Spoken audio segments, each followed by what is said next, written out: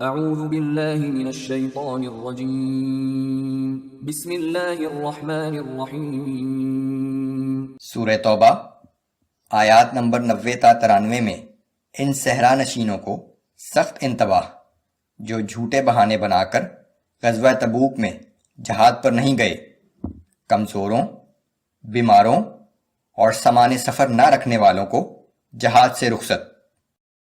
اعوذ باللہ من الشیطان الرجیم۔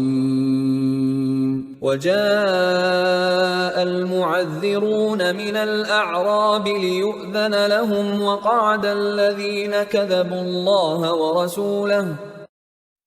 اور صحرا نشینوں میں سے بھی کچھ لوگ عذر کرتے ہوئے آپ کے پاس آئے کہ ان کو بھی جہاد سے رخصت دی جائے، اور جن لوگوں نے اللہ اور اس کے رسول سے اپنے دعوی ایمان میں جھوٹ بولا تھا وہ اپنے گھر ہی میں بیٹھے رہے۔ سيصيب الذين كفروا منهم عذاب أليم۔ ان قریب ان میں سے وہ لوگ جنہوں نے کفر کا راستہ اختیار کیا انہیں دردناک عذاب پہنچے گا۔ ليس على الضعفاء ولا على المرضى ولا على الذين لا يجدون ما ينفقون حرج إذا نصحوا لله ورسوله۔ لیکن نہ تو ضعیفوں پر جہاد سے رہ جانے میں کچھ گناہ ہے، اور نہ بیماروں پر، نہ ان لوگوں پر جن کے پاس جہاد کے لیے خرچ موجود نہ ہو، بشرطے کہ یہ سب لوگ اللہ اور اس کے رسول کے ساتھ مخلص ہوں۔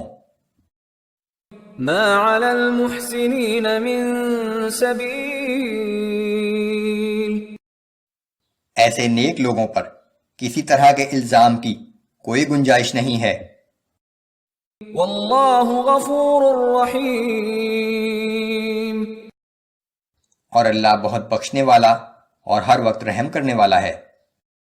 ولا على الذين إذا ما أتوك لتحملهم قلت لا أجد ما أحملكم عليه تولوا۔ اور نہ ان لوگوں پر کوئی گناہ اور الزام ہے جو آپ کی خدمت میں اس لیے حاضر ہوئے کہ آپ ان کو جہاد پر جانے کے لیے کوئی سواری عطا کر دیں، تو آپ نے فرمایا کہ میں اپنے پاس کوئی زائد سواری نہیں پاتا کہ جس پر تمہیں سوار کر سکوں۔ تولوا وأعينهم تفيض من الدمع حزنا ألا يجدوا ما ينفقون۔ تو وہ لوگ یہ سن کر واپس چلے گئے، اور ان کی حالت یہ تھی کہ ان کی آنکھوں سے اس غم میں آنسو جاری تھے کہ ان کے پاس خرچ کرنے کے لیے کچھ موجود نہیں۔ انما السبيل على الذين يستأذنونك وهم اغنياء۔ بس الزام تو صرف ان لوگوں پر ہے جو مالدار ہونے کے باوجود آپ سے جہاد کے لیے رخصت طلب کرتے ہیں۔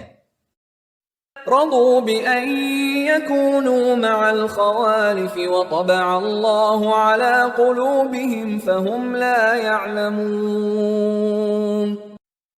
انہوں نے گھروں میں بیٹھ رہنے والے معذوروں اور عورتوں کے ساتھ رہ جانا پسند کیا، اللہ نے ان کے دلوں پر مہر کر دی ہے، اس لیے اب یہ کچھ نہیں جانتے کہ ان کے اس عمل کا کیا انجام ہوگا۔